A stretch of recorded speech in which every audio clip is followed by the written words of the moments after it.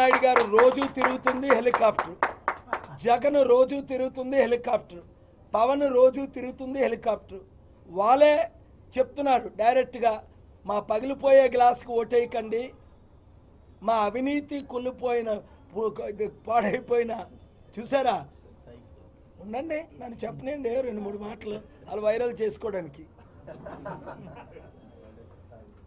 పుచ్చిపోయిన, కుళ్ళిపోయిన, పాడైపోయిన, తుప్పుపోయిన, అరిగిపోయిన సైకిల్కి కానీ ఫ్యాన్కి కానీ ఓటేయొద్దని వాళ్ళే చెప్తున్నారు.